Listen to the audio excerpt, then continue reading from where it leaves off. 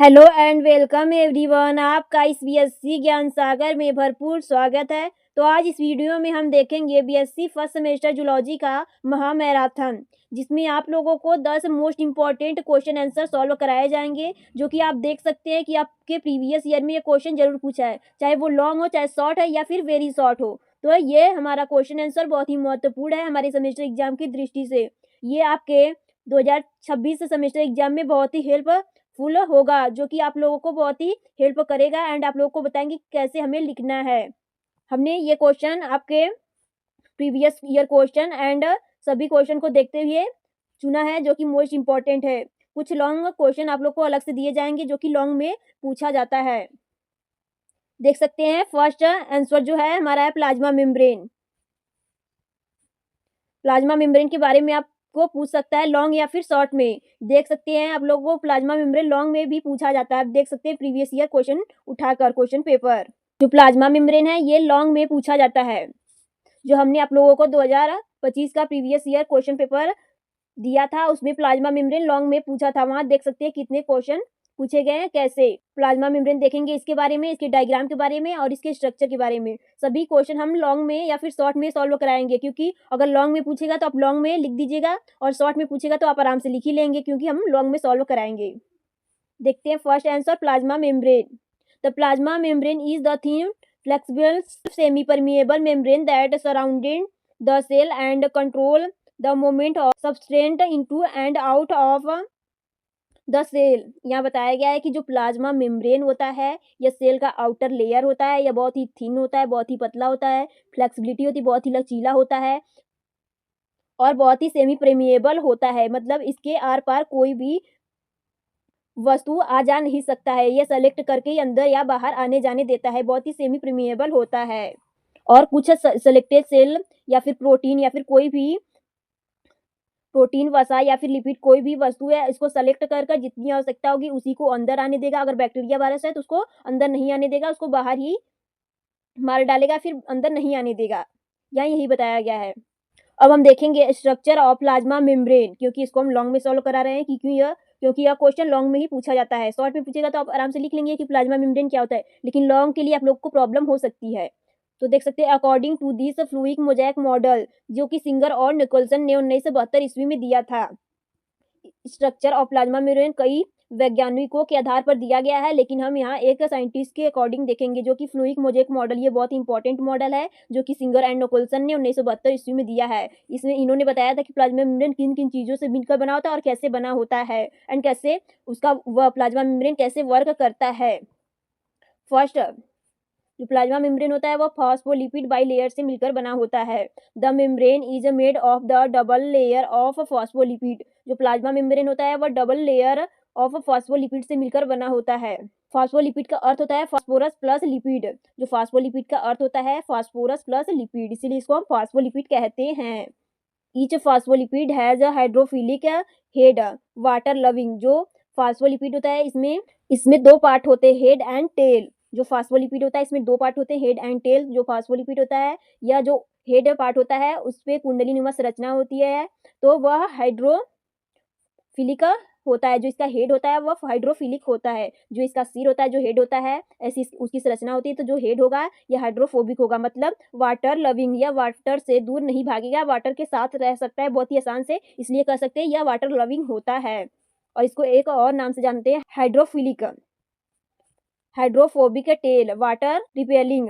Tail part होता है, यह हेड पार्ट था और यह टेल पार्ट। जो टेल पार्ट होता है वह हाइड्रोफोबिक होता है। जो टेल होता है हाइड्रोफोबिक होता है, यह वाटर से दूर भागता है, यह वाटर के साथ नहीं रह सकता, इसलिए इसको कहते हैं हाइड्रोफोबिक या फिर वाटर रिपेलिंग। अब हम देखेंगे second point, membrane protein two major type. जो मेम्ब्रेन प्रोटीन होता है वह टू मेजर टाइप्स का होता है, दो प्रकार का होता है, जो कि हम देखेंगे integral protein and peripheral protein. ये 2 नंबर में पूछ सकता है इंटीग्रल प्रोटीन क्या होता है और पेरिफेरल प्रोटीन क्या होता है। तो हम देखेंगे इंटीग्रल प्रोटीन, जो कि मेम्ब्रेन प्रोटीन होते हैं। यहाँ से आपका वेरी शॉर्ट भी तैयार हो जा रहा है। Embedded with in the membrane help in transport.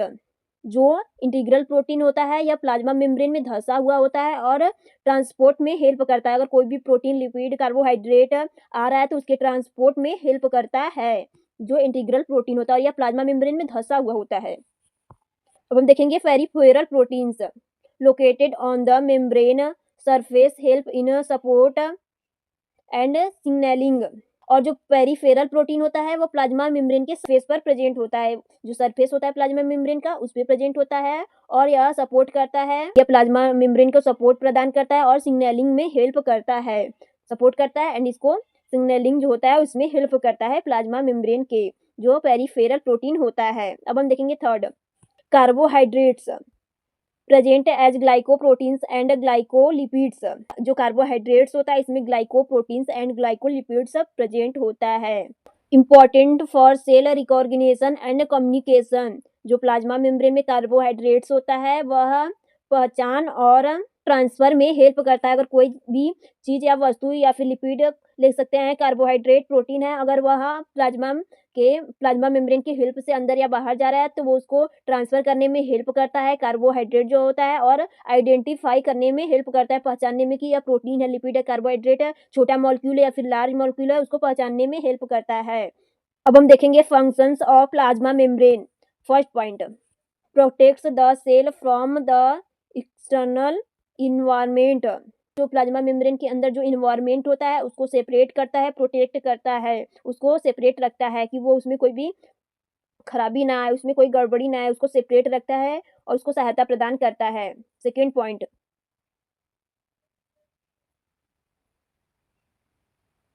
contains the receptor proteins that receive signals from other cells।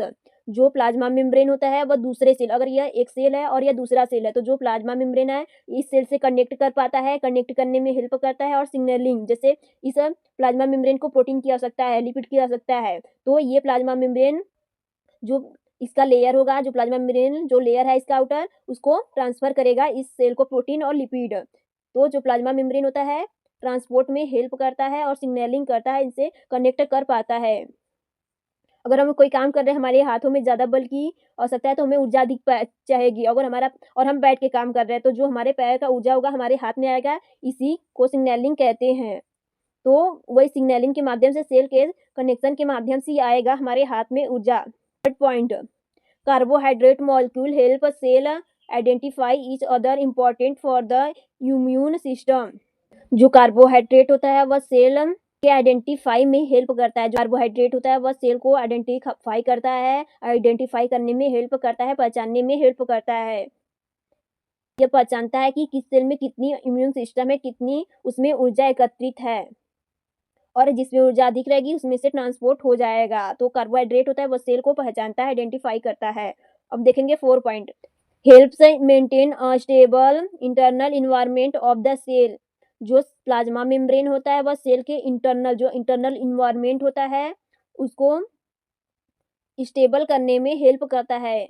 जो सेल का इंटरनल इन्वायरमेंट होता है वह प्लाज्मा मेम्ब्रेन इसको स्टेबल करने में हेल्प करता है, प्रोटेक्ट करता है। अब हम देखेंगे डायग्राम ऑफ प्लाज्मा मेम्ब्रेन। पहले देख सकते हैं एक सेल का डायग्राम है, तो इसका जो आउटर लेयर होता है वह प्लाज्मा मेम्ब्रेन है। तो अब देखेंगे इसको हम लार्ज करके कि प्लाज्मा मेम्ब्रेन कैसा होता है।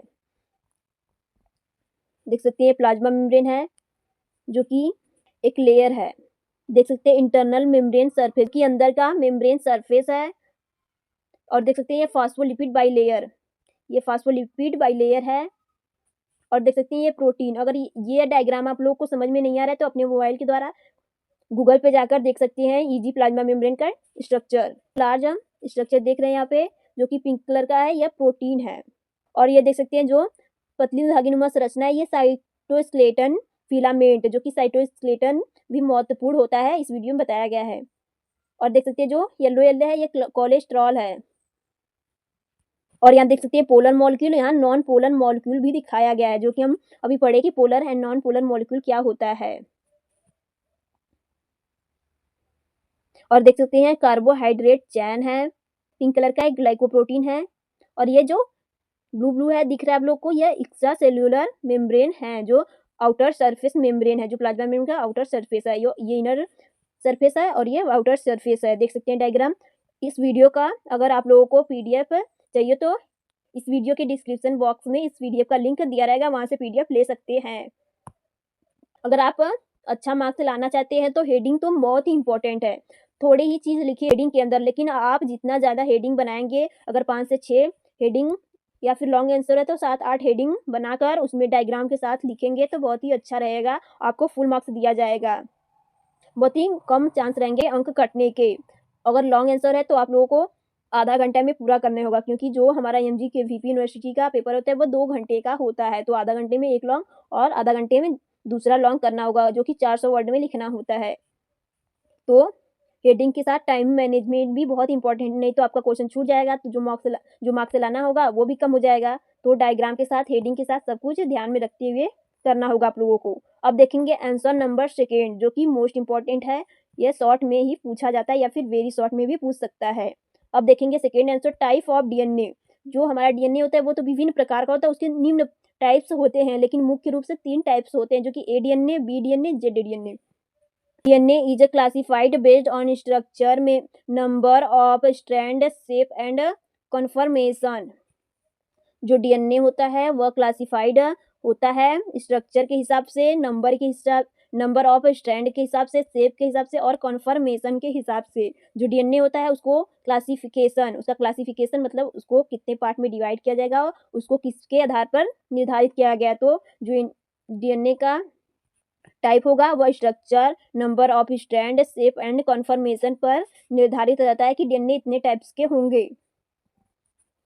Double strand DNA and DNA with 2 complementary strand found in almost all organism. यहाँ बताया गया है कि लगभग सभी जीवों में डीएनए डबल स्ट्रैंड के रूप में पाया जाता है। जो लगभग सभी ऑर्गेनिज्म होते हैं उसमें जो डीएनए होता है वह डबल स्ट्रैंड के रूप में प्रेजेंट होता है। Genomic DNA present in nucleus eukaryote. जो जीनोमिक डीएनए होता है वह यूकैरियोट के न्यूक्लियस में, जो यूकैरियोट सेल होता है उसके न्यूक्लियस में प्रेजेंट होता है। जो सेल होता है यूकैरियोट वाला उसमें न्यूक्लियस में जीनोमिक डीएनए प्रेजेंट होता है। Second point, mitochondrial DNA, MT DNA के नाम से भी जानते हैं, जो कि इसका शॉर्ट नेम है एमटी डीएनए, जिसको हम समझ जाएंगे माइटोकॉन्ड्रियल डीएनए। जो माइटोकॉन्ड्रियल डीएनए होता है यह सर्कुलर रूप में प्रेजेंट होता है माइटोकॉन्ड्रिया के अंदर, जिसको हम साइटोकुलर मटेरियल इनहेरिटेंस के नाम से भी जानते हैं,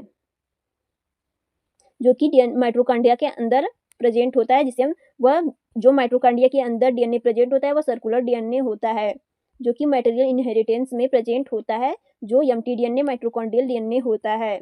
जो माइटोकॉन्ड्रिया होता है उसके पास खुद का डीएनए होता है, आप लोग को पता होगा। अब देखेंगे क्लोरोप्लास्ट डीएनए, जिसे हम सीपी डीएनए शॉर्ट में भी कहते हैं, सीपी डीएनए। तो जो क्लोरोप्लास्ट होता है इसके पास भी खुद का डीएनए होता है। जो यही दो माइटोकॉन्ड्रिया और जो क्लोरोप्लास्ट होते हैं, इन्हीं दो सेल ऑर्गेनल के पास खुद का डीएनए होता है, जो माइटोकॉन्ड्रिया होता है और जो क्लोरोप्लास्ट होता है। इसमें भी सर्कुलर डीएनए पाया जाता है और प्रेजेंट इन प्लांट, जो कि यह प्लांट में प्रेजेंट होता है। अब देखेंगे हम टाइप ऑफ डीएनए, जो कि मोस्ट इंपॉर्टेंट है। First, A DNA, right handed helix but shorter and wider than B DNA. जो ए डीएनए होता है वह राइट हैंडेड होता है, जो आपका राइट हैंड होता है उस हेलिक्स के रूप में प्रेजेंट होता है। और यह बी डीएनए, जो बी डीएनए होता है उससे छोटा होता है और उससे चौड़ा होता है। जो बी डीएनए होता है उसके अकॉर्डिंग यह ए डीएनए छोटा होता है और बी डीएनए से यह काफी चौड़ा होता है। हैज 11 बेस पेयर्स पर टर्न, और जो इसमें 11 बेस पेयर प्रेजेंट होते हैं प्रत्येक टर्न में। यह एक टर्न हो गया तो इसमें 11 बेस पेयर प्रेजेंट होंगे। आई होप आप लोग को बहुत ही अच्छे समझ में आया होगा। फॉर्म्ड अंडर डाइहाइड्रेटेड और लो ह्यूमिडिटी कंडीशन। जो ए डीएनए होता है यह ड्राई हाइड्रेटेड और लो ह्यूमिडिटी कंडीशन में प्रेजेंट होता है। जो ए डीएनए होता है वह डाइहाइड्रेटेड या फिर कम नमी वाले स्थितियों में बनता है। अगर नमी कम है, कम वाटर है, कम नमी है और डाइहाइड्रेटेड या फिर डाइहाइड्रेटेड है, तब ऐसी स्थितियों में ए डीएनए का निर्माण होता है। Base are tilted giving a more compact structure. जो इसका बेस पेयर होता है यह हल्का सा झुका हुआ होता है, क्योंकि इसमें अधिक बेस पेयर आ जाते हैं, इसलिए चौड़ा भी हो जाता है। Not common in normal cell, यह नॉर्मल सेल की तरह नहीं होता है। जो नॉर्मल सेल में डीएनए प्रेजेंट होता है यह डीएनए वैसा नहीं होता है जो कि नॉर्मल सेल में डीएनए प्रेजेंट होता है, इससे यह डीएनए डिफरेंस होता है। अब हम आगे देखेंगे B DNA, most common and natural form of DNA in living cells. जो बी डीएनए होता है वह नेचुरल फॉर्म में प्रेजेंट होता है और यह लिविंग सेल्स में प्रेजेंट होता है। तो कह सकते हैं यहाँ नॉर्मल डीएनए में प्रेजेंट होता है, नॉर्मल सेल में प्रेजेंट होता है, नॉर्मल सेल की जैसा जो डीएनए प्रेजेंट है होता है नॉर्मल सेल में जो डीएनए प्रेजेंट होता है वैसा यह डीएनए होता है, क्योंकि यह नेचुरल डीएनए है और लिविंग सेल में पाया जाता है। तो यह राइट हैंडेड हेलिक्स होता है। जो डीएनए बीडीएनए का स्ट्रक्चर होता है वह राइट हैंडेड हेलिक्स होता है। हैज 10 बेस पेयर पर टर्न, और इसमें 10 बेस पेयर होते हैं, पर टर्न पर 10 बेस पेयर होते हैं। यह एक टर्न हो गया तो इसमें 10 बेस पेयर प्रेजेंट होंगे। हेलिक्स डायमीटर 20 एंगस्ट्रॉन, और जो इसका स्ट्रैंड का स्ट्रक्चर होता है हेलिक्स होता है इसका 20 एंगस्ट्रॉन होता है। इसका जो देख सकते हैं, अगर ये हम देख सके ये डीएनए है तो डीएनए का जो हेलिक्स होगा यह 20 एंगस्ट्रॉन होगा, और यह इसकी लंबाई डीएनए से एडीएनए से बड़ी होगी और यह एडीएनए से थोड़ा कम चौड़ा होगा। Discovered by Watson and Crick, जो बीडीएनए है इसको डिस्कवर्ड किया था वाटसन एंड क्रिक नामक साइंटिस्ट ने। जो डबल हेलिक्सल डीएनए होता है उसको वाटसन एंड क्रिक ने बताया था, और जो बीडीएनए है इसकी भी डिस्कवरी वाटसन एंड क्रिक नामक साइंटिस्ट ने की थी। Occurs under normal physiological condition, और यह जो बीडीएनए होता है वह नॉर्मल फिजियोलॉजिकल कंडीशन में प्रेजेंट होता है। यह नेचुरल रूप से पाया जाता है और लिविंग सेल में पाया जाता है, और यह नॉर्मल फिजियोलॉजिकल कंडीशन में भी प्रेजेंट होता है। अब हम देखेंगे third Z DNA, left handed helix zigzag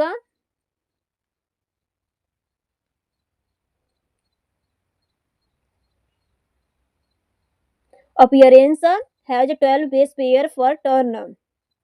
ये देख सकते हैं लेफ्ट हैंडेड हेलिक्स होता है। वो जो डीएनए था एडीएनए बीडीएनए वो राइट हैंडेड था, बट यह जो जेड डीएनए है जो कि third most important Z DNA है यह लेफ्ट हैंडेड होता है। वह दोनों राइट हैंडेड था, यह लेफ्ट हैंडेड है, तो इसका जो हेलिक्स होगा यह लेफ्ट हैंडेड होगा, और यह जिगजैग मोशन में जिगजैग इसके जो डीएनए का स्ट्रक्चर होगा वह जिगजैग जैसा होगा, और इसमें सबसे अधिक बेस पेयर प्रेजेंट होंगे पर टर्न में, क्योंकि इसमें 12 बेस पेयर प्रेजेंट होते हैं पर टर्न में।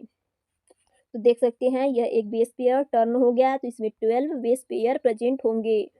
फर्स्ट वाले में एडीएन नेम देखा हमने 11 बेस पेयर, बीडीएन नेम देखा 10 बेस पेयर, और जो जेड डीएनए है इसमें 12 बेस पेयर प्रेजेंट है। तो यह जिगजैग मोशन में प्रेजेंट होता है। Found in GC rich regions and forms during high salt connection और निगेटिव सुपर कॉइलिंग। यहाँ बताया गया है कि जो जेड डीएनए होता है वह जीसी क्षेत्र में पाया जाता है, या फिर जहाँ अधिक नमक सांद्रता होगी, जहाँ नमक की सांद्रता अधिक होगी, जहाँ नमक जैसे स्थान अधिक होंगे वहाँ पाया जाएगा, या फिर जहाँ निगेटिव सुपर कॉइलिंग होगी ऐसी स्थितियों में जेड डीएनए का निर्माण होगा। जो जेड डीएनए होता है उसका निर्माण जीसी क्षेत्र में या फिर अधिक नमक सांद्रता वाले स्थान पे या फिर निगेटिव सुपर कॉइलिंग होगी वहाँ जेड डीएनए का निर्माण होगा। वैसी स्थितियों में may play a role in gene regulation, जो जेड डीएनए होता है यह जीन रेगुलेशन में हेल्प करता है। जो जेड डीएनए होगा यह जीन रेगुलेशन में भी हेल्प करता है। अब देखेंगे diagram of A DNA B DNA Z DNA. DNA का डायग्राम तो आप देख ही सकते हैं ऐसे होता है। तो अब देखेंगे diagram of A DNA B DNA Z DNA. तो देख सकते हैं यह एडीएनए है जिसमें कि 11 बेस पेयर प्रेजेंट होंगे पर टर्न पे, और यह बीडीएनए जो यह बीडीएनए इससे थोड़ा छोटा होगा और इससे चौड़ा होगा। जो बीडीएनए से थोड़ा चौड़ा होगा और इससे थोड़ा छोटा होगा एडीएनए। तो देख सकते हैं यह इसमें 11 बेस पेयर होंगे पर टर्न पर, और यह बीडीएनए से छोटा होगा और बीडीएनए से चौड़ा होगा।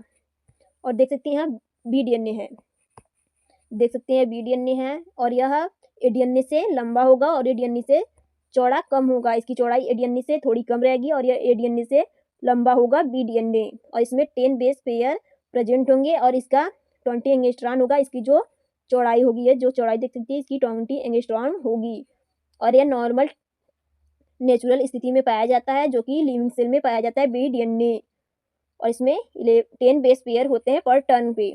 देख सकते हैं जेड डीएनए जो कि जिगजैग जैसा इसका स्ट्रक्चर होता है, स्ट्रैंड होता है, और पर टर्न में 12 बेस पेयर प्रेजेंट होंगे। अगर एक टर्न में 12 बेस पेयर प्रेजेंट होते हैं, यहाँ से यहाँ पे 12 बेस पेयर प्रेजेंट होंगे, और यह जिगजैग स्थिति में प्रेजेंट होता है, और यह जीन साइलेंसिंग में भी हेल्प करता है, अभी हमने पढ़ा। तो आप देख सकते हैं A DNA, B DNA, Z DNA. तो 2 आंसर हमारा कंप्लीट हुआ। तो अब हम आगे बढ़ेंगे तीसरे आंसर की तरफ, जो कि है डाउन सिंड्रोम, जो कि मोस्ट इंपॉर्टेंट है, शॉर्ट में पूछा जाता है। डाउन सिंड्रोम आप लोग पढ़े होंगे तो आप लोग को याद होगा कि इसमें एक क्रोमोसोम की संख्या बढ़ जाती है, 46 से 47 क्रोमोसोम बढ़ जाता है। तो देख सकते हैं down syndrome. Down syndrome is a genetic disorder caused by the presence of the extra chromosome 21वीं जोड़ी, जो 21वीं जोड़ी होती है उस पे एक क्रोमोसोम की संख्या बढ़ जाती है और यह जेनेटिक डिसऑर्डर होता है। जो डाउन सिंड्रोम होता है यह जेनेटिक डिसऑर्डर होता है और इस पे जो 21वीं जोड़ी पर क्रोमोसोम की संख्या एक बढ़ जाती है। This condition is also known as trisomy. जो 21वीं जोड़ी होती है इसको ट्राइसोमी या फिर इस डिजीज को ट्राइसोमी के नाम से भी जाना जाता है, क्योंकि एक क्रोमोसोम की संख्या बढ़ जाती है 21वीं जोड़ी पर। अब देखेंगे मेन पॉइंट्स डाउन सिंड्रोम के। Individual have 47 chromosome instead of 46 chromosome रहते हैं, उसके जगह 47 क्रोमोसोम हो जाते हैं। तो यहाँ एक क्रोमोसोम की संख्या बढ़ जाती है जिससे यह डिजीज होता है, डिसऑर्डर होता है। Common physical factors flat face, small nose, upward slanting eyes, short neck. यहाँ बताया गया कि जब डाउन सिंड्रोम हो जाएगा तो जो फेस होगा बच्चे का वह चौड़ा होगा, जो नोज होगा, जो नाक होगा वह छोटा होगा और जो आंखें होंगी वह ऊपर की ओर झुकी हुई होंगी। जो आंख होंगी, जो आईज होंगी वह ऊपर की ओर झुकी होंगी, नाक छोटा होगा और फेस चौड़ा होगा और जो गर्दन होगा वह शॉर्ट होगा, मतलब धसा हुआ गर्दन होगा। बहुत लोग को आप देखेंगे कि गर्दन बहुत ही छोटा होता है, तो ऐसा ही हो जाता है, कह सकते हैं वह डाउन सिंड्रोम की लक्षण है। Third point, they often so low muscles turn and dilate growth. यहाँ बताया गया है कि जो हड्डियां होंगी वह कमजोर होंगी, मसल्स भी कमजोर होंगे और इसमें ग्रोथ नहीं होगा या ग्रोथ रुक जाता है, इसमें इस डिजीज में अच्छा ग्रोथ नहीं हो पाता है। Fourth point, intellectual disability range from mild to moderate. और यहाँ बताया गया है कि जो बौद्धिक क्षमता होगी वह मध्य से या फिर बहुत ही कम हो सकती है। जो दिमाग होगा, जो बौद्धिक क्षमता होगी या बहुत कम या फिर मध्य तक हो सकती है। May have heart defects, thyroid issues and hearing problems. यहाँ बताया गया कि हार्ट से संबंधित डिजीज हो सकता है, थायराइड ग्लैंड बढ़ सकता है और हेयर से संबंधित प्रॉब्लम हो सकते हैं। अब हम देखेंगे डायग्राम, जो कि डाउन सिंड्रोम कैसे होता है। देख सकते हैं ये 21वीं जोड़ी है। जो ह्यूमन होते हैं उसमें टोटल 23 जोड़े होते हैं, 23 जोड़े होते हैं। अगर वैसे देखें तो 46 क्रोमोसोम होते हैं। जो 22 पेयर क्रोमोसोम होंगे वो ऑटोसोमल क्रोमोसोम होंगे और जो 23वां जोड़ा क्रोमोसोम होगा वह सेक्स क्रोमोसोम होता है। इसी से निर्धारित होता है कि बच्चा लड़की पैदा होगा या फिर लड़का। तो 23वीं जोड़ी जो होगी उसी से निर्धारित होता है और टोटल पेयर 23 होते हैं, जो कि पेयर में क्रोमोसोम प्रेजेंट होते हैं। अगर पेयर हटा दिया जाए तो 46 क्रोमोसोम होंगे। तो यहाँ जो डायग्राम है यह पेयर में क्रोमोसोम इसमें प्रेजेंट है, देख सकते हैं इसमें पेयर में क्रोमोसोम प्रेजेंट है।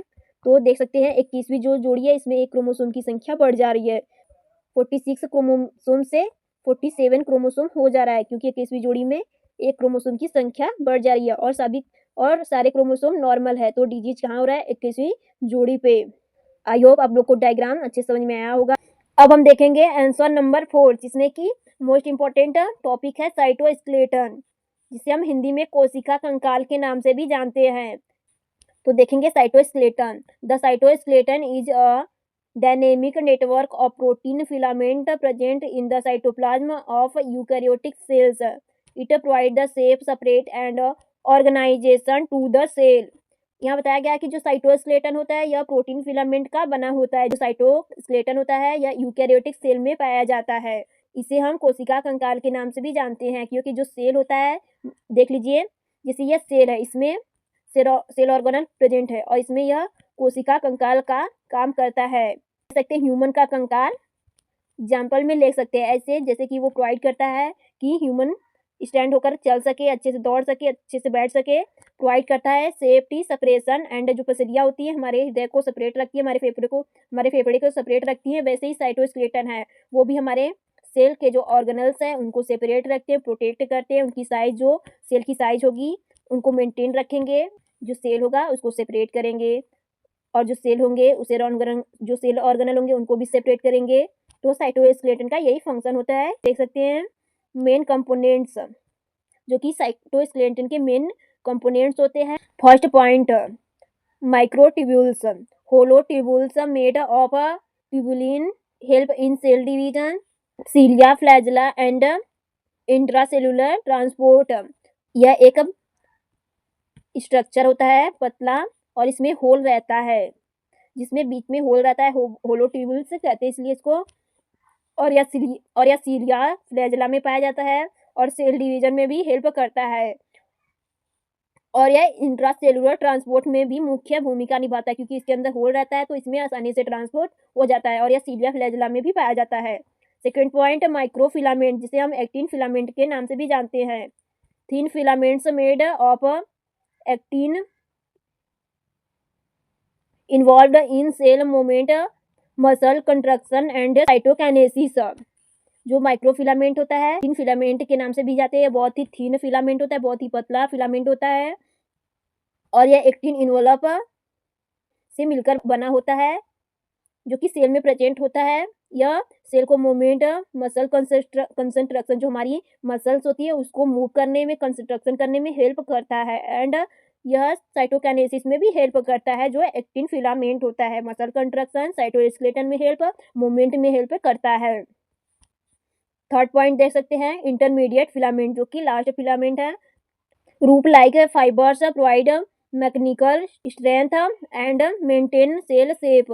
जो इंटरमीडिएट फिलामेंट होता है यह फाइबर नुमा होता है, जो फाइबर सुनोगे वैसी इसकी संरचना होती है, बहुत ही स्ट्रांग होता है। एंड यह मैकेनिकल सपोर्ट करता है और सेल के शेप को भी मेंटेन किए रहता है। जो सेल का शेप होता है, जो साइज होता है, उसको मेंटेन करने में हेल्प करता है और यह मैकेनिकल सपोर्ट भी करता है सेल को। अब देखेंगे function of cytoskeleton. First point देख सकते हैं, मेंटेन सेल शेप। हम पहले ही बताया कि यह सेल को शेप प्रोवाइड करता है, जो साइटोस्केलेटन होता है। Second point, help in movement of cell and organelles. यह सेल को मूवमेंट करने में, ऑर्गेनल्स को मूवमेंट करने में हेल्प करता है। कौन? Cytoskeleton. Third point, forms mitotic spindle during cell division. जो सेल डिवीजन में माइटोटिक स्पिंडल होता है उसमें भी हेल्प करता है, उसके मूवमेंट में भी हेल्प करता है, जो कि सेल डिवीजन में होता है। Fourth point, provide support to cell extensions like cilia and flagella. जो सीलिया एंड फ्लैजेला होते हैं, जो कि उनको सपोर्ट करता है, उनको सपोर्ट प्रोवाइड करता है सीलिया एंड फ्लैजेला को। अब हम देखेंगे डायग्राम ऑफ साइटोस्केलेटन।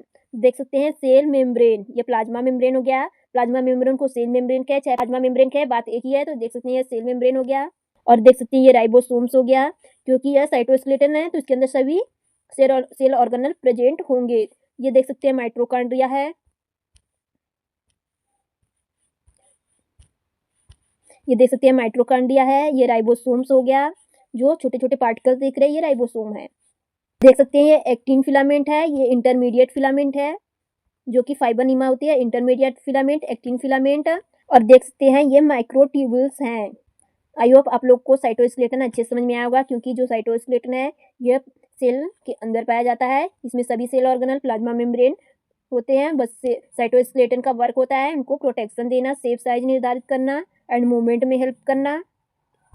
जैसे एग्जाम्पल में ले सकते हैं हमारा कंकाल, हमारा स्केलेटन ले सकते हैं। अब हम देखेंगे आंसर नंबर 5, जो कि न्यूक्लियस, जो कि मोस्ट इंपॉर्टेंट क्वेश्चन है। न्यूक्लियस क्या होता है, शॉर्ट में पूछा जा सकता है न्यूक्लियस क्या होता है।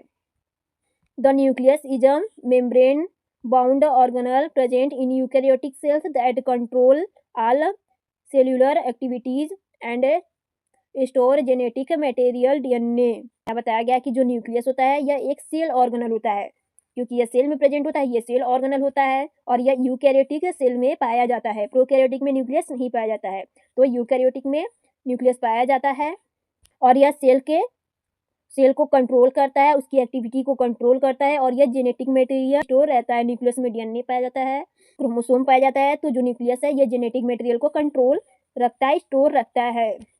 It is known as the control centre और ब्रेन ऑफ द सेल। जो न्यूक्लियस होता है इसे सेल का ब्रेन कंट्रोल सेंटर कहते हैं। जो न्यूक्लियस होता है इसको सेल का सेंटर कंट्रोल सेंटर ब्रेन कहते हैं, क्योंकि यह जेनेटिक इंफॉर्मेशन को कंट्रोल रखता है।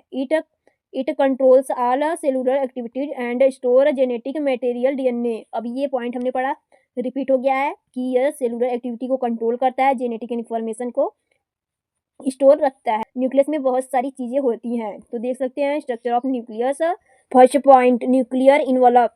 The nucleus is surrounded by a double membrane called the nuclear envelope. जो न्यूक्लियर इन्वलप होता है वह न्यूक्लियस के outer membrane and inner membrane को कहते हैं। The outer membrane is continuous with the endoplasmic reticulum. जो न्यूक्लियस का आउटर मेम्ब्रेन होता है उस पे एंडोप्लाज्मिक रेटिकुलम जुड़ा होता है, चाहे वो रफ एंडोप्लाज्मिक रेटिकुलम हो चाहे वह स्मूथ एंडोप्लाज्मिक रेटिकुलम हो। It separates nucleus contains from the cytoplasm. और जो न्यूक्लियस का आउटर एंड इनर मेम्ब्रेन होता है न्यूक्लियस को साइटोप्लाज्म से सेपरेट करता है। जो न्यूक्लियस का मेम्ब्रेन होता है वह साइटोप्लाज्म से न्यूक्लियस को सेपरेट रखता है। जो न्यूक्लियस होता है वह ऐसा स्ट्रक्चर होता है, जो न्यूक्लियस का मेम्ब्रेन होता है ऐसा होता है, डबल मेम्ब्रेन होगा वह, तो इसको हम न्यूक्लियस इन्वलप कहेंगे। और जो थोड़ा स्पेस रहेगा इसे हम न्यूक्लियस पोर्स कहते हैं। तो जो न्यूक्लियस होगा उसमें दो मेम्ब्रेन होंगे, outer membrane and inner membrane, जो कि न्यूक्लियस इन्वलप कहते हैं। और जो स्पेस थोड़ा जगह रहेगा उसको न्यूक्लियर पोर कहेंगे। न्यूक्लियस इन्वलप पर प्रेजेंट होता है छोटा पोर जिसे हम न्यूक्लियस पोर्स कहते हैं। Second point, nuclear pores. These are protein lined openings present on the nucleus envelope. यहाँ बताया गया है कि यह प्रोटीन से बना न्यूक्लियस पोर्स जो कि न्यूक्लियस इन्वलप पर प्रेजेंट होता है। जो न्यूक्लियस इन्वलप होता है उस पर प्रेजेंट होता है न्यूक्लियस पोर्स जो कि प्रोटीन का बना होता है। They allow exchange of a material RNA protein between nucleus and cytoplasm.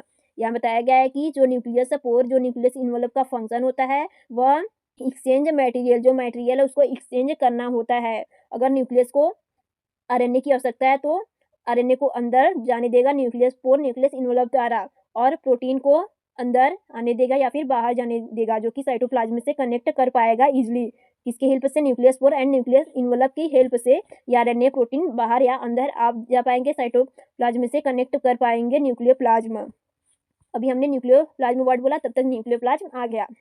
और semi fluid matrix inside the nucleus. यहाँ बताया गया है कि जो सेल के अंदर पाया जाता है उसे हम साइटोप्लाज्म कहते हैं, तो जो न्यूक्लियस के अंदर पाया जाएगा वो उसे हम न्यूक्लियोप्लाज्म कहेंगे। जो सेल के अंदर लिक्विड भरा होता है उसको हम साइटोप्लाज्म कहते हैं। जो सेल के अंदर लिक्विड भरा होता है इसे हम साइटोप्लाज्म, और जो ये न्यूक्लियस है इसके अंदर जो लिक्विड भरा रहेगा उसे हम न्यूक्लियोप्लाज्म कहेंगे। तो यह एक सेमी फ्लूइड मैट्रिक्स होता है, एक लिक्विड होता है जो कि न्यूक्लियस के अंदर भरा होता है लिक्विड के रूप में, जो कि न्यूक्लियस के अंदर प्रेजेंट होता है, तो इसको हम न्यूक्लियोप्लाज्म कहते हैं। Contains enzyme nucleotides and nuclear components. जो न्यूक्लियोप्लाज्म है इसका फंक्शन होता है enzymes, nucleotides and nuclear components से कनेक्ट करना और न्यूक्लियस को सेपरेट करना। न्यूक्लियोप्लाज्म का फंक्शन होता है enzyme, nucleotides and nuclear components से कनेक्ट करता है। अब हम देखेंगे 4 point, chromatin. It is made of DNA and protein histone. जो क्रोमैटिन होता है यह किससे मिलकर बना होता है? डीएनए एंड प्रोटीन से। जो प्रोटीन होता है उसमें हिस्टोन कॉइल्ड होता है, हिस्टोन प्रेजेंट होता है, तो जो क्रोमैटिन होगा यह डीएनए एंड प्रोटीन से मिलकर बना होता है, और इसमें हिस्टोन प्रोटीन भी कहते हैं। जो प्रोटीन होगा वह हिस्टोन प्रोटीन होगा। In non dividing cells chromatin is thread like. जो क्रोमैटिन होगा या नॉन डिवाइडिंग सेल होगा, क्रोमैटिन इज थ्रेड लाइक। जो क्रोमैटिन होगा वह थ्रेड लाइक पतले धागे नुमा संरचना होती है, या नॉन डिवाइडिंग सेल होता है। During cell division chromatin condenses to form chromosome. जो क्रोमैटिन होता है क्रोमोसोम का रूप होता है, ढेर सारे क्रोमोसोम को इकट्ठा किए रहता है क्रोमैटिन, और यह सेल डिवीजन में भी हेल्प करता है। जो क्रोमोसोम होगा जो क्रोमैटिन होगा, सेल डिवीजन के बाद क्रोमोसोम जो होगा क्रोमैटिन होगा वो क्रोमोसोम में चेंज हो जाता है। लास्ट पॉइंट देख सकते हैं, न्यूक्लियोलस और dense dark spherical structure inside the nucleus. जो न्यूक्लियोलस होता है यह डार्क सरफेस होता है, एक गोलाकार संरचना होती है जो कि न्यूक्लियस के अंदर प्रेजेंट होती है, जिसे हम न्यूक्लियोलस कहते हैं, जो कि एक स्फेरिकल स्ट्रक्चर होगा और डार्क होगा। ऐसे लिख सकते हैं, ऐसे होगा, जो कि न्यूक्लियस के अंदर प्रेजेंट होता है। Responsible for RNA synthesis and ribosome formation, जो कि राइबोसोम का फॉर्मेशन निर्माण करता है एंड आरएनए का सिंथेसिस करता है, ट्रांसफर करता है। अब हम देखेंगे डायग्राम ऑफ न्यूक्लियस। देख सकते हैं ये न्यूक्लियस है और ये डार्क जो स्फेरिकल स्ट्रक्चर दिख रहा है ये न्यूक्लियोलस है, और जो ये धागे नुमा संरचना दिख रही है न्यूक्लियस के अंदर आप लोगों को, ये क्रोमैटिन है। क्या है? क्रोमैटिन। जैसे लिक्विड जैसे इसमें भरा होगा उसे हम न्यूक्लियोप्लाज्म कहेंगे। देख सकते हैं ये लिक्विड जैसा इसमें है, क्लियरली नहीं दिख रहा है, आप लोग बना दीजिएगा, डायग्राम बनाइएगा तो ऐसे ऐसे करके, तो ये न्यूक्लियोप्लाज्म है। और देख सकते हैं ये न्यूक्लियर इन्वलप है, जो कटा हुआ भाग दिख रहा है ये न्यूक्लियर इन्वलप है, जो कटा हुआ भाग दिख रहा है न्यूक्लियर इन्वलप है। और न्यूक्लियोपोर, जो थोड़ा स्पेस बचा है इसे हम न्यूक्लियोपोर्स कहते हैं, जो थोड़ा भाग है इसको न्यूक्लियोपोर्स कहते हैं। और यह न्यूक्लियस इन्वलप है। यह रफ एंडोप्लाज्मिक रेटिकुलम, जो कि न्यूक्लियस से अटैच है। जो एंडोप्लाज्मिक रेटिकुलम है वो न्यूक्लियस से अटैच होता है। Rough endoplasmic reticulum and smooth endoplasmic reticulum वो भी न्यूक्लियस से अटैच रहता है, तो उसको भी बना सकते हैं आप लोग। आई होप न्यूक्लियस के बारे में आप लोगों को बहुत ही अच्छे समझ में आया होगा। अब हम देखेंगे answer number 6, cytoplasmic inheritance. Cytoplasmic inheritance का अर्थ होता है जो जेनेटिक इन्फॉर्मेशन जैसे आरएनए डीएनए जो साइटोप्लाज्म में प्रेजेंट होते हैं उसे हम साइटोप्लाज्मिक इनहेरिटेंस कहते हैं। और जो उसमें डिजीज भी हो जाता है कभी कभी तो उसको भी कहेंगे साइटोप्लाज्म में जो डिजीज हो गया उसे भी कहेंगे cytoplasmic inheritance. Cytoplasmic inheritance also called extranuclear inheritance refer to the transmission of genetic trait through DNA present in the cytoplasm rather than the nucleus। यहाँ कहा गया है कि जो डीएनए होगा वो साइटोप्लाज्म में प्रेजेंट होगा न कि न्यूक्लियस में, इसीलिए इसको कहेंगे साइटोप्लाज्मिक इनहेरिटेंस। जो साइटोप्लाज्मिक इनहेरिटेंस होते हैं इसको हम एक्स्ट्रा न्यूक्लियर इनहेरिटेंस के नाम से भी जानते हैं। और जो डीएनए होगा वो साइटोप्लाज्म में प्रेजेंट रहता है और जेनेटिक इन्फॉर्मेशन भी साइटोप्लाज्म में प्रेजेंट होता है न कि न्यूक्लियस में। तो ऐसा जो genetic information and DNA cytoplasm में प्रेजेंट होता है, एक तो क्लोरोप्लास्ट एंड डीएनए में होता है, एंड बैक्टीरिया वायरस में ऐसा होता है कि जेनेटिक इन्फॉर्मेशन साइटोप्लाज्म में प्रेजेंट होता है। It occurs mainly through mitochondria and chloroplast which have their own DNA. यहाँ बताया गया है कि मेनली रूप से ये माइटोकॉन्ड्रिया एंड क्लोरोप्लास्ट में पाया जाता है जिनके पास खुद का डीएनए होता है, ओन डीएनए होता है। जो क्लोरोप्लास्ट एंड माइटोकॉन्ड्रिया होता है इन दोनों के पास खुद का डीएनए होता है और ये जो डीएनए प्रेजेंट होता है उनके साइटोप्लाज्म में प्रेजेंट होता है, क्लोरोप्लास्ट एंड माइटोकॉन्ड्रिया के। अब देखेंगे example. First point, mitochondrial inheritance in human example certain genetic disease. जो माइटोकॉन्ड्रियल इनहेरिटेंस ह्यूमन में होता है एग्जाम्पल में दिया गया है जेनेटिक सर्टेन जेनेटिक डिजीज, जो कि जेनेटिक डिजीज होता है माइटोकॉन्ड्रिया में। तो जो माइटोकॉन्ड्रिया में डीएनए होगा वह साइटोप्लाज्म में प्रेजेंट होता है, इसीलिए जेनेटिक डिजीज भी माइटोकॉन्ड्रिया में होगा। सेकेंड पॉइंट, लीफ कलर इन मिराबिलिस जाल्पा 4 o'clock प्लांट। जो एक मिराबिलिस जालापा नामक प्लांट होता है जिसे हम 4 o'clock के नाम से भी जानते हैं, उसके लीफ का कलर चेंज हो जाता है डिजीज के कारण, क्योंकि जो क्लोरोप्लास्ट में खुद का डीएनए होता है तो उसका कलर चेंज होता है क्योंकि क्लोरोप्लास्ट में डिजीज हो जाता है, साइटोप्लाज्मिक इनहेरिटेंस हो जाता है।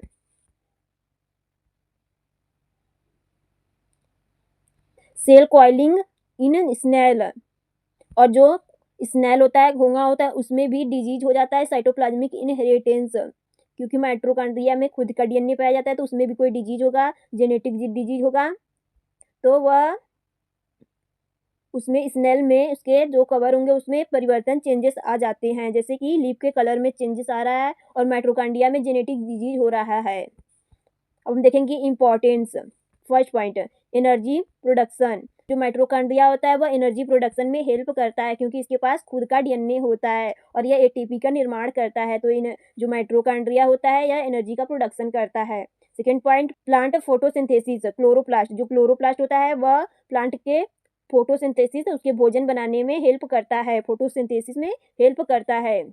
जेनेटिक डिसऑर्डर्स की स्टडी में यूजफुल, और जेनेटिक डिसऑर्डर के स्टडी के लिए यूजफुल होता है। जो साइटोप्लाज्मिक इनहेरिटेंस में जेनेटिक डिजीज होगा उसकी स्टडी में बहुत ही इजीली कर पाएंगे उसकी स्टडी। और जो क्लोरोप्लास्ट होता है इसके पास भी खुद का डीएनए होता है, इसलिए फोटोसिंथेसिस में हेल्प करता है और ये जेनेटिक डिजीज को आसानी से आइडेंटिफाई एंड स्टडी कर पाएंगे। डायग्राम देख सकते हैं, जो ये देख सकते हैं ये अमीबा है।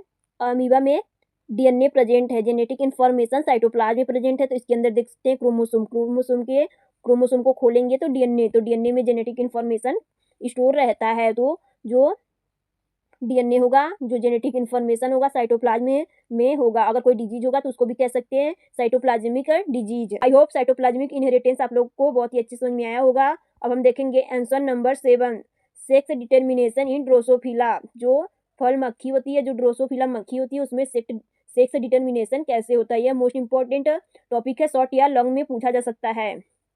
In drosophila melanogaster fruit fly sex in determined by the ratio of X chromosome to sets for autosomes X dot A ratio, not by the Y chromosome। यहाँ बताया गया है कि जो ड्रोसोफिला होती है, जो मेलांगोगास्टर फ्रूट फ्लाई होती है, जो ड्रोसोफिला मक्खी होती है, इसमें सेक्स डिटर्मिनेशन वाई क्रोमोसोम से नहीं होता है, वाई क्रोमोसोम पे निर्धारित नहीं करता है, बल्कि यह x autosome and set chromosome पर निर्धारित रहती है। ऑटोसोम्स एंड सेट क्रोमोसोम पर निर्धारित होती है। जो ड्रोसोफिला में लिंग निर्धारण होगा यह ऑटोसोम एंड सेट क्रोमोसोम के रेशियो से होता है, एक्स क्रोमोसोम से नहीं होता है। अब देखेंगे first point, x ratio A ratio system.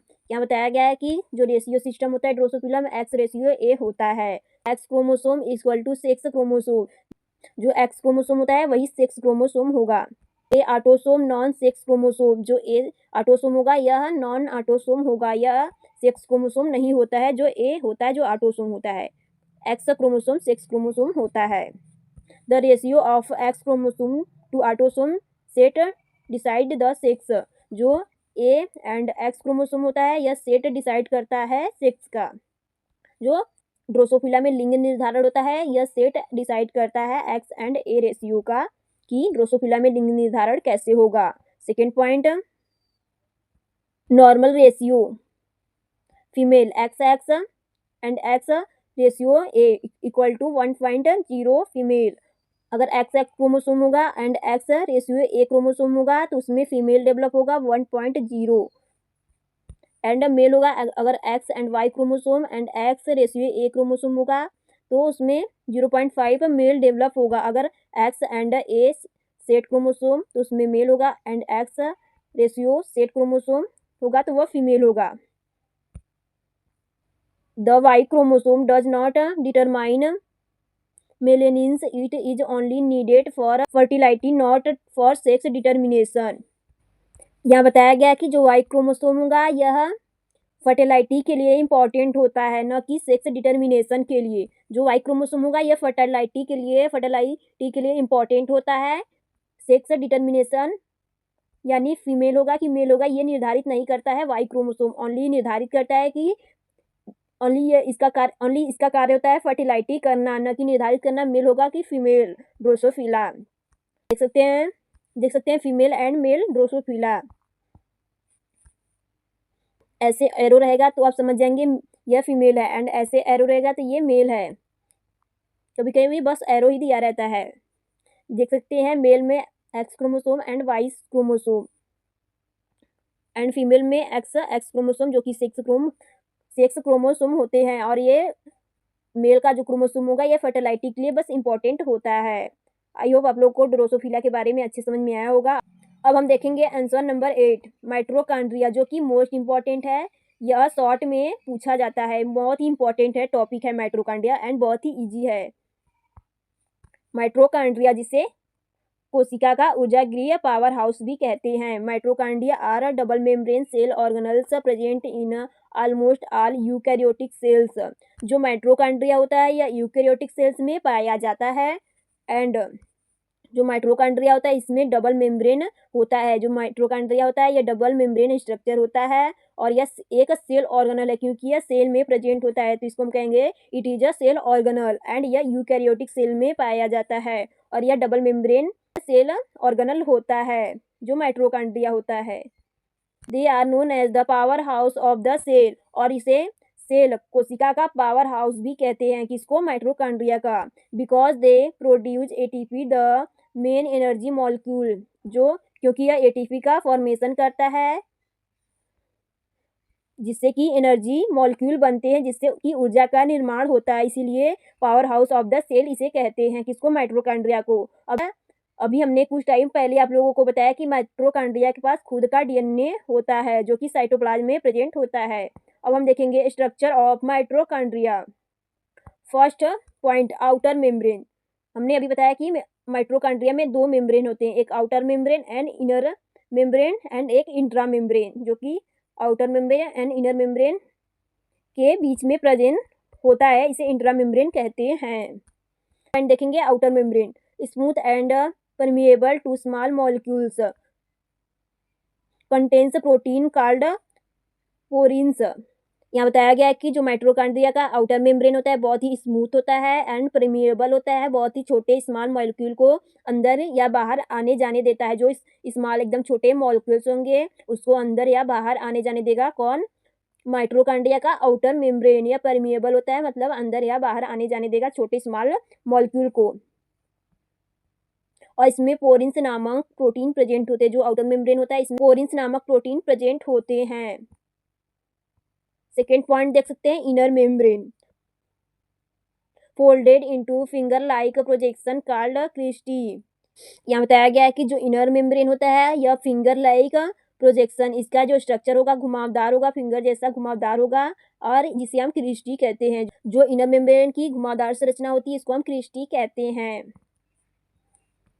Contains energy for electron transport and ATP synthesis. यहाँ बताया गया है कि इसमें ATP synthesis and electron transport के लिए एंजाइम प्रेजेंट होते हैं। जो इनर मेम्ब्रेन होता है इस पे एंजाइम प्रेजेंट होते हैं, किसके लिए, इलेक्ट्रॉन ट्रांसपोर्ट के लिए एंड एटीपी की सिंथेसिस करने के लिए, एटीपी का सिंथेसिस करने के लिए।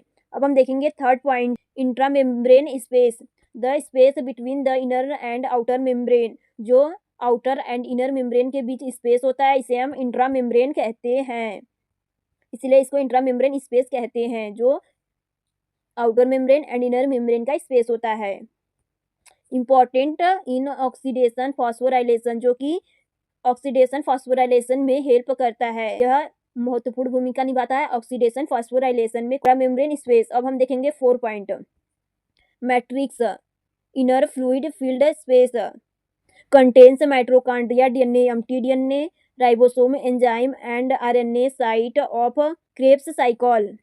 जो माइटोकॉन्ड्रिया का अंदर का भाग होता है जिसमें मैट्रिक्स प्रेजेंट होता है उसे हम फ्लूइड फील्ड स्पेस कहते हैं, क्योंकि जिसमें मैट्रिक्स माइटोकॉन्ड्रिया के अंदर, इनर मेम्ब्रेन के अंदर जो मैट्रिक्स भरा होगा उसे हम फ्लूइड फील्ड कहेंगे, फ्लूइड फील्ड स्पेस कहेंगे, क्योंकि उसमें माइटोकॉन्ड्रिया में मैट्रिक्स भरा रहेगा, लिक्विड भरा रहेगा। जो मैट्रिक्स होगा उसमें माइटोकॉन्ड्रियल डीएनए भी प्रेजेंट होता है, जिसे हम एम्प्टी डीएनए के नाम से भी जानते हैं, क्योंकि माइटोकॉन्ड्रिया के पास खुद का डीएनए होता है और उसमें ribosome, enzyme and RNA present होते हैं, जिससे कि क्रेब्स साइकिल कंप्लीट होता है।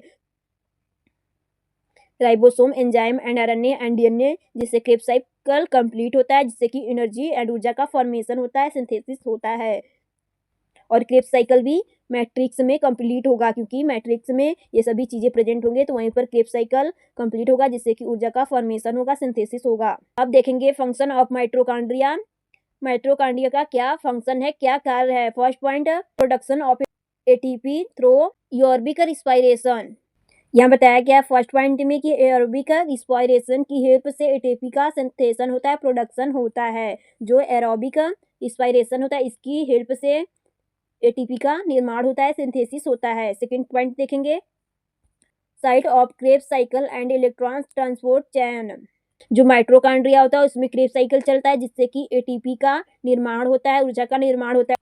अब देखेंगे third point, regulate cell metabolism.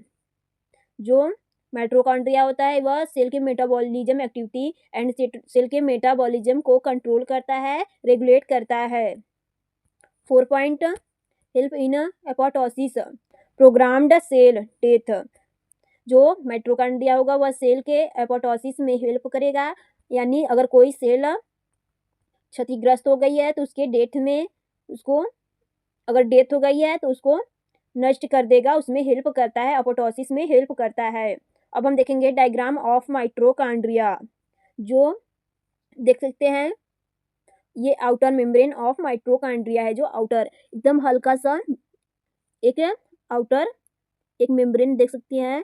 उसके बाद इनर मेम्ब्रेन, जो घुमावदार ये संरचना दिख रही है, ये इनर मेम्ब्रेन है। और जो इन दोनों आउटर मेम्ब्रेन और इनर मेम्ब्रेन के बीच जो गैप दिख रही है, इंट्रा मेम्ब्रेन स्पेस है। और देख सकते हैं क्रिस्टी, जो घुमावदार संरचना होती है उसे हम क्रिस्टी कहते हैं। और क्रिस्टी पे ही F naught and F1 particles present होते हैं, जिससे कि ऊर्जा का निर्माण होता है। देख सकते हैं ये रेड रेड जो है यह F1 एंड F0 पार्टिकल्स हैं। और जो ये धागेनुमा संरचना दिख रही है डार्क पिंक में जो है ये डीएनए है, ये डीएनए है। जो घुमावदार जो धागेनुमा संरचना दिख रही है डीएनए है। एंड F0 F1 पार्टिकल जो रेड रेड है वो है, और क्रिस्टी जो घुमावदार संरचना है वो है। एंड राइबोसोम जो ग्रीन ग्रीन है एंड वो राइबोसोम है। और जो राइबोसोम जिसमें घुमावदार संरचना and cristae and DNA present है, उसमें भी एक मैट्रिक्स, एक लिक्विड प्रेजेंट होता है जिसे हम मैट्रिक्स कहते हैं। देख सकते हैं इसमें जिसमें राइबोसोम है वहीं पर मैट्रिक्स भी प्रेजेंट होता है। देख सकते हैं एरो देखें यहाँ लिखा गया है मैट्रिक्स, ये मैट्रिक्स हो जाएगा। आई होप आप लोगों को माइटोकॉन्ड्रिया के बारे में बहुत ही अच्छे समझ में आया होगा। तो अब हम आगे देखेंगे आंसर नंबर 9, जो कि मोस्ट इंपॉर्टेंट है, लॉन्ग या शॉर्ट में पूछा जाता है। Difference between mitosis and meiosis. आपको अलग से माइटोसिस या फिर मियोसिस पूछ सकता है, लेकिन यहाँ हम माइटोसिस एंड मियोसिस के बारे में बताया है, जो कि डिफरेंस बताया गया है कि इन दोनों में क्या अंतर होता है। तो आप लोग अगर माइटोसिस आपसे पूछा जाएगा तो माइटोसिस लिख दीजिएगा, अगर मियोसिस पूछेगा तो मियोसिस लिख दीजिएगा, अगर माइटोसिस एंड मियोसिस में अंतर पूछेगा तो अलग अलग करके अंतर लिख दीजिएगा। तो हम देखते हैं माइटोसिस, इसके बाद देखेंगे meiosis. First point definition, a type of cell division in which one parent cell divides into two genetically identical daughter cell। यहाँ बताया गया डिफिनेशन में कि जो माइटोसिस होता है इसमें सेल डिवीजन होता है। यहाँ डिफिनेशन में बताया गया है कि एक टाइप का सेल जो कि सेल डिवीजन के बाद एक ही टाइप के दो सेल में डिवाइड हो जाते हैं जेनेटिक रूप से। यहाँ बताया गया कि एक टाइप का सेल डिवीजन जिसमें कि एक पेरेंट सेल डिवाइड होके दो जेनेटिकली डिवाइड होकर दो डॉटर सेल में डिवाइड हो जाता है, दो डॉटर सेल का निर्माण हो जाता है एक पेरेंट सेल द्वारा, जो कि जेनेटिकली रूप से होंगे और सेम होंगे। अब हम देखेंगे second point, propose use the growth repair and A sexual reproduction. यहाँ बताया गया है कि जो माइटोसिस होता है यह सेल ग्रोथ के लिए इम्पोर्टेंट होता है, रिपेयर के लिए इम्पोर्टेंट होता है, एंड यह एक सेक्सुअल रिप्रोडक्शन में हेल्प करता है। माइटोसिस द्वारा ही ए सेक्सुअल रिप्रोडक्शन होता है। अब देखेंगे third point, number of division involves one nuclear division. इसमें एक न्यूक्लियर डिवीजन होता है, एक न्यूक्लियर डिवीजन इन्वॉल्व होता है। अब देखेंगे 4 point, number of daughter cell produced two diploid daughter cell. इसमें दो डिप्लॉयड डॉटर सेल का निर्माण होता है 2n, जिसे हम लिख सकते हैं 2 डिप्लॉयड डॉटर सेल का निर्माण होता है। जो माइटोसिस होता है उसमें दो डॉटर सेल का निर्माण होगा जब माइटोसिस प्रक्रिया होगी तब।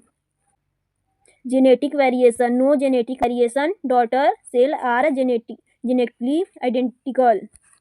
इसमें बताया गया है कि इसमें जेनेटिक वेरिएशन भिन्नता नहीं होती है। जो डॉटर सेल होंगे वह जेनेटिकली आइडेंटिकल होंगे, सेम होंगे, जेनेटिक रूप से सेम होंगे। जो दो डॉटर सेल का निर्माण होगा यह जेनेटिक रूप से सेम होंगे, इसमें कोई भी भिन्नता नहीं होती है। 6 पॉइंट देख सकते हैं, crossing over absent chromosome do not exchange segment. यह बताया गया है कि जो क्रोमोसोम अब्सेंट होते हैं वह एक्सचेंज नहीं करते, सिगमेंट एक्सचेंज नहीं करते हैं। जो क्रोमोसोम इसमें प्रेजेंट नहीं होंगे वह सिगमेंट एक्सचेंज नहीं करेंगे। 7 point, chromosome number, the chromosome number of the daughter cell remain the same as the parent 2n arrow 2n। बताया गया कि जो क्रोमोसोम पेरेंट सेल में होंगे वैसे ही सेम क्रोमोसोम उतने ही क्रोमोसोम डॉटर सेल में होंगे। जो पेरेंट क्रोमोसोम होंगे वह डॉटर क्रोमोसोम के पैरेलल होंगे, समान होंगे।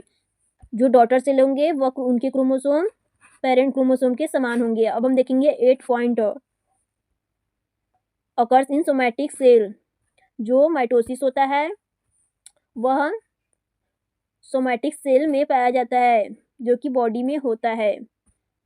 सोमैटिक सेल, तो जो माइटोसिस होता है वो सोमैटिक सेल में होता है। अब देखेंगे 9 पॉइंट फंक्शन। जो माइटोसिस होता है इसका फंक्शन क्या होता है? Help in growth, tissue repair, asexual reproduction. जो माइटोसिस होता है वह ग्रोथ करता है, ग्रोथ में हेल्प करता है, हेल्प इन ग्रोथ एंड जो ऊतक होंगी, जो टिश्यू होंगी, जो सेल होंगी उसको रिपेयर करने में हेल्प करता है। और इसमें एसेक्सुअल रिप्रोडक्शन होता है। इसमें एसेक्सुअल रिप्रोडक्शन होगा, टिश्यू एंड सेल में रिपेयर करने में हेल्प करेगा रिपेयर करने में हेल्प करेगा एंड ग्रोथ में हेल्प करता है। अब देखेंगे हम meiosis definition. A type of cell division that produce 4 genetically different daughter cell each with half the number of chromosome. यहाँ डिफिनेशन में बताया गया है कि एक टाइप का सेल डिवीजन जिसमें 4 जेनेटिकली रूप से डिफरेंट डॉटर सेल का निर्माण होगा, जिनमें की आधी क्रोमोसोम संख्या होंगी। जो कि 4 डॉटर सेल होंगी उसमें आधी क्रोमोसोम संख्या होगी। जैसे 46 क्रोमोसोम होंगे तो इसमें आधी क्रोमोसोम 23 क्रोमोसोम होंगी। तो इसमें बताया गया कि एक प्रकार का सेल डिवीजन, लेकिन उसमें जो डिवीजन होगा तो उसमें 4 जेनेटिकली रूप से डिफरेंट डॉटर सेल का निर्माण होगा, जिसमें 4 डॉटर सेल बनेंगी जिनके क्रोमोसोम की संख्या आधी होगी। बट माइटोसिस में उल्टा था, उसमें एक प्रकार का क्रोमोसोम एंड एक प्रकार के डॉटर भी और क्रोमोसोम भी जितना रहता है उतना ही आ जाता है।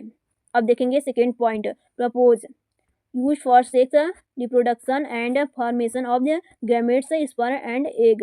यहाँ बताया गया है सेक्सुअल रिप्रोडक्शन में हेल्प करता है। जो सेक्सुअल रिप्रोडक्शन होता है उसमें हेल्प करता है एंड फॉर्मेशन गैमेट जो स्पर्म एंड एग होता है उसके फॉर्मेशन में हेल्प करता है। जो मियोसिस होता है वह सेक्सुअल रिप्रोडक्शन में महत्वपूर्ण भूमिका निभाता है एंड स्पर्म एंड एग के फॉर्मेशन में हेल्प करता है। अब देखेंगे third point, number of division involves 2 nuclear division, meiosis first and meiosis second. जो नंबर ऑफ डिवीजन होता है इसमें 2 प्रकार का होता है, meiosis first and meiosis second. लेकिन जो माइटोसिस था उसमें एक ही प्रकार का डिवीजन होता है, लेकिन इसमें 2 प्रकार का, meiosis first and meiosis second. अब देखेंगे 4 point, number of daughter cell produce 4 haploid daughter cell. जो इसमें गुणसूत्र की संख्या आधी होगी और ये हैप्लॉइड होंगे। जो मियोसिस होगा इसमें 4 डॉटर सेल होंगी जो कि हैप्लॉइड होंगी, जो जिनका सेल हैप्लॉइड होगा। लेकिन जो माइटोसिस था उसमें डिप्लॉइड सेल थे, दो डॉटर सेल थे डिप्लॉइड, लेकिन इसमें 4 डॉटर सेल है हैप्लॉइड। अब देखेंगे 5 point, genetic variation creates genetic variation due to crossing over and independent assortment.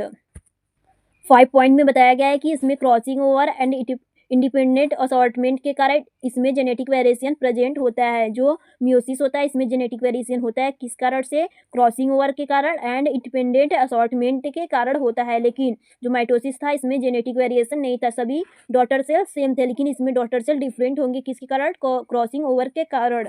अब देखेंगे 6 point, crossing over present homologous chromosome exchange segment during prophase first. यहाँ बताया गया कि प्रोफेज फर्स्ट, आप लोगों ने पढ़ा होगा मियोसिस एंड माइटोसिस में प्रोफेज, मेटाफेज, एनाफेज, टीलोफेज, जो कि मोस्ट फेज है मियोसिस एंड माइटोसिस का। तो जो प्रोफेज फर्स्ट है इसमें होमोलॉगस क्रोमोसोम का एक्सचेंज होता है।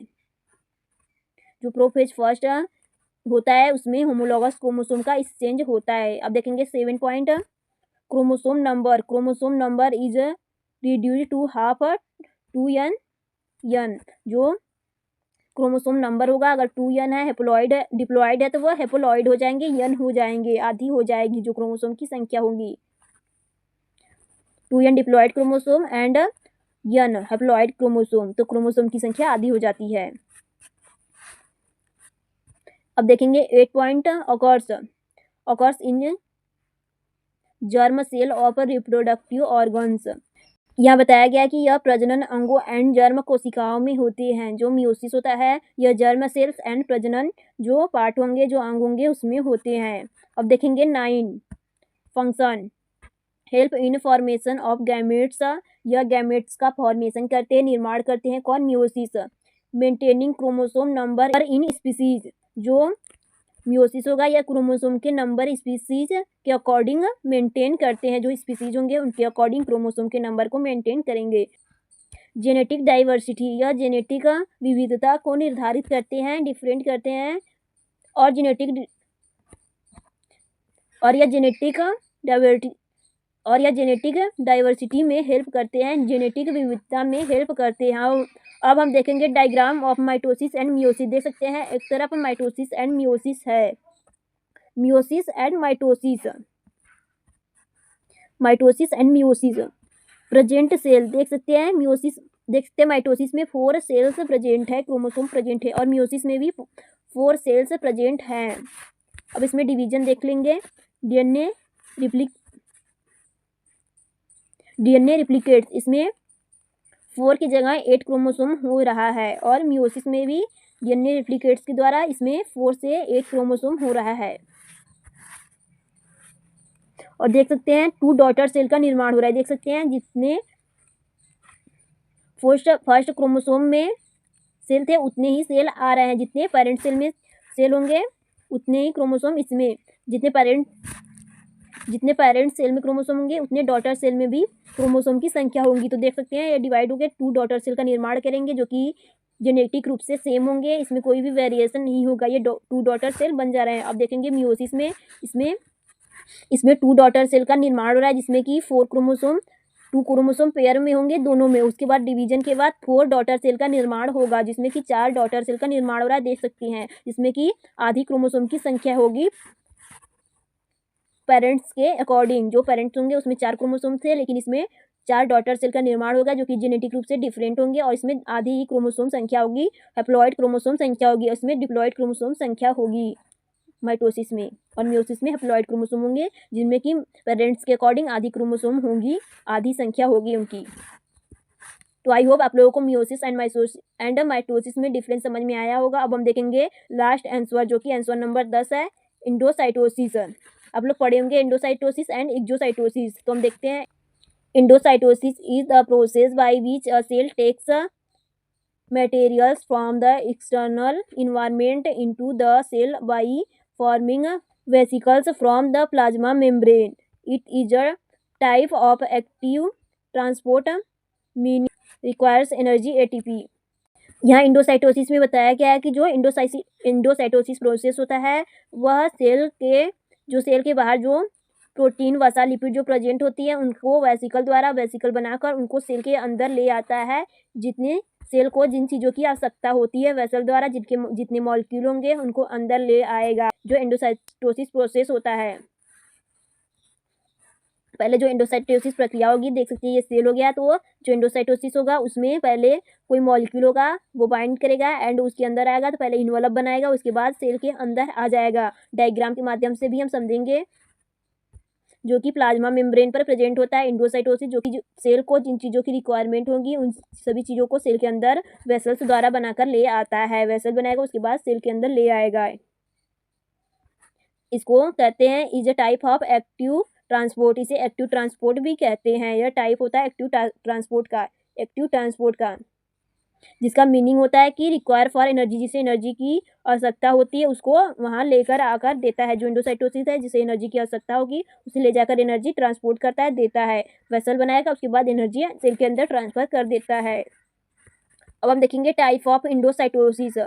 First point, phagocytosis, cell eating. The cell gulf large solid particles such as bacteria, dead cells और food particles। जो फैगोसाइटोसिस होता है यह सेल ईटिंग। फैगोसाइटोसिस में solid particles and bacteria and dead cells और फूड पार्टिकल्स को जो phagocytosis होता है वह large solid particles bacteria and dead cell को अपने अंदर ले लेता है। यहाँ फैगोसाइटोसिस में बताया गया है कि जो फैगोसाइटोसिस होता है bacteria dead cell and food particles and solid particles को खा लेता है, अपने अंदर ले लेता है या फिर उसे खा लेता है, उसको पचा देता है। जो डेड सेल होंगे बैक्टीरिया वायरस होंगे उसको फैगोसाइटोसिस ईटिंग कर लेगा, खा लेगा। Extensions of the membrane called the pseudopodia surrounded the particles and from the phagosomes. यहाँ बताया गया है कि जो पार्टिकल्स होंगे, जो मॉलिक्यूल्स होंगे, पहले मेम्ब्रेन अपना स्ट्रक्चर बड़ा कर लेगा जिसे हम स्यूडोफोडिया कहते हैं। स्यूडोफोडिया द्वारा किसी पार्टिकल को अपने अंदर ले लेता है, उसके बाद उसको क्लोज कर लेता है जिसे हम फैगोसोम्स कहते हैं। जो स्यूडोफोडिया होता है किसी मॉलिक्यूल को अपने अंदर ले लेता है और उसको खा जाता है या फिर ईटिंग कर लेता है, तो उसको हम फैगोसोम्स भी कहते हैं, उसको फैगोसोम्स कहते हैं। जो स्यूडोफोडिया होता है किसी मॉलिक्यूल को अपने अंदर ले लेगा और उसको ईटिंग कर जाएगा। अब हम देखेंगे second point, pinocytosis, cell drinking. The cell take in fluid and dissolved substance small vesicles from by the invagination of the membrane occur in most animal cells।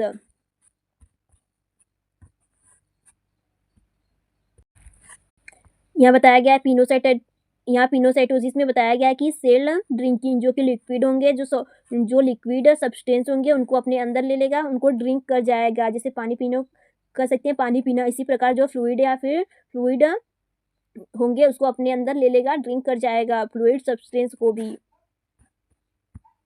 और जो मेम्ब्रेन होगा उस पर स्मॉल वेसिकल्स बनाएगा जिसके अंदर जो फ्लूइड होंगे उस वेसिकल के अंदर आ जाएंगे, उसके बाद वह ड्रिंक कर जाएगा उस लिक्विड को। और यह मुख्य रूप से एनिमल्स सेल में पाए जाते हैं, जंतुओं में पाए जाते हैं। जो पिनोसाइटोसिस होता है मुख्य रूप से जंतुओं में पाया जाता है। अब देखेंगे function of endocytosis. First point, endocytosis helps the cell to take in nutrients and essential molecules. यहाँ एंडोसाइटोसिस में बताया गया है कि इसका फंक्शन होता है कि जो सेल को इंपॉर्टेंट मॉलिक्यूल एंड जो सॉलिड चाहिए, जो लिक्विड स्थिति में या सॉलिड स्थिति में रहते हुए अगर सेल को किसी प्रोटीन, लिक्विड या फिर किसी मॉलिक्यूल की आवश्यकता है तो जो एंडोसाइटोसिस होता है वो सेल को ले जाकर देता है, वेसिकल बनाएगा, उसके बाद सेल को ले जाकर देगा। अभी हम डायग्राम के माध्यम से समझेंगे। Second point, it allow engulfment of pathogens like bacteria by phagocytosis cells. जो फैगोसाइटोसिस होता है, जो फैगोसाइटोसिस सेल होता है वो बैक्टीरिया जैसे पैथोजेनस को निगल जाता है। अब देखेंगे third point, it is important for receptor mediated uptake of specific substance such as hormones. Third point में बताया गया है कि हार्मोन्स के ट्रांसफर के लिए ऐसे रिसेप्टर की आवश्यकता होती है जिससे कि हार्मोन्स आसानी से ट्रांसफर हो सके। जो हार्मोन्स होंगे उसे रिसेप्टर मेडिएट की आवश्यकता होती है। जैसे कि जो स्पेशल सब्सटेंस होंगे उसे रिसेप्टर मेडिएट की आवश्यकता होगी, रिसेप्टर की आवश्यकता होगी, जैसे कि हार्मोन्स। अब देखेंगे 4 point, endocytosis helps in recycling and turnover of plasma membrane components. जो प्लाज्मा मेम्ब्रेन के कंपोनेंट्स होंगे उसके टर्नओवर में हेल्प करता है। जो एंडोसाइटोसिस होता है प्लाज्मा मेम्ब्रेन की recycling and turnover of components, plasma membrane के कंपोनेंट्स के टर्नओवर में हेल्प करता है। अब देखेंगे डायग्राम एंडोसाइटोसिस। देख सकते हैं ये सेल मेम्ब्रेन, प्लाज्मा मेम्ब्रेन है। जो ये प्लाज्मा मेम्ब्रेन है, आउटसाइड द सेल, ये सेल के आउटसाइड जो कि ढेर सारे मॉलिक्यूल्स पार्टिकल्स प्रेजेंट है। देख सकते हैं ढेर सारे पार्टिकल्स प्रेजेंट है जो कि आउट ऑफ द सेल, जो कि सेल के बाहर है। और ये सेल मेम्ब्रेन है, जो ये है ये सेल मेम्ब्रेन, जो सेल मेम्ब्रेन देख सकते हैं।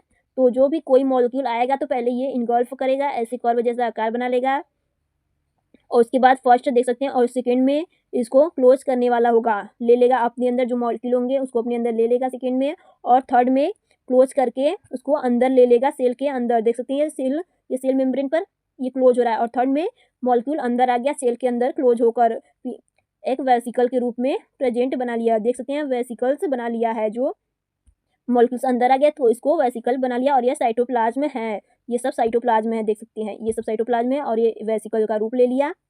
और ऐसा ही एक्सोसाइटोसिस होता है, बस एक्सोसाइटोसिस में ऐसा ही डायग्राम होता है। एक्सोसाइटोसिस में क्या होता है कि ऐसे मॉलिक्यूल्स है सेल के अंदर जो कि रिक्वायरमेंट नहीं है सेल को, तो इसको एरो उल्टा बना दीजिएगा और इससे बाहर जाते हुए दिखा दीजिएगा, ऐसे बन जाएगा जो कि सेल से अटैच हो जाएगा। इसका ओपन हो जाएगा, जो वेसिकल होगा वो ओपन होने लगेगा और जो मॉलिक्यूल होगा फर्स्ट में देखेंगे या बाहर, ऐसे एरो बाहर का बना दीजिएगा, ऐसे एरो बाहर का बना दीजिएगा जिससे कि मॉलिक्यूल लगे कि बाहर जा रहे हैं। कोई भी मॉलिक्यूल अगर सेल को आवश्यकता नहीं होगी तो उसको बाहर ले जाएगा, तो उसको हम एक्सोसाइटोसिस कहते हैं। अगर अंदर लेगा तो उसको हम इंडोसाइटोसिस कहते हैं। तो आज इस वीडियो में इतना ही। आई होप ये वीडियो आप लोग को बहुत ही अच्छे समझ में आई होगी। अगर आप लोगों को इस महामैराथन से कोई कन्फ्यूजन या फिर और कोई टॉपिक है समझ में नहीं आ रहा है जो कि इम्पोर्टेंट है, तो हमारे कमेंट बॉक्स में कमेंट जरूर करें। एंड कमेंट बॉक्स में कमेंट जरूर करें कि आपका एग्जाम कब है बीएससी फर्स्ट सेमेस्टर जूलॉजी का। तो आज इस वीडियो में इतना ही। अगली वीडियो आप लोग को जल्दी प्रोवाइड की जाएगी जो कि केमिस्ट्री की इंपॉर्टेंट वीडियो दी जाएगी। आज का इस महामैराथन में आपका बहुत ही धन्यवाद। एंड हमारे चैनल को सब्सक्राइब करें एंड हमारे वीडियो को लाइक करें एंड अपने दोस्तों को शेयर जरूर करें, क्योंकि ये चैनल आप लोगों के साथ एंड सपोर्ट के लिए बनाया गया है। अगर आप लोगों को इस वीडियो का पीडीएफ चाहिए तो इस वीडियो के डिस्क्रिप्शन बॉक्स में इसका लिंक दिया रहेगा, वहाँ से आप पीडीएफ ले सकते हैं। तो आज इस वीडियो में इतना ही। Thanks everyone for listening me.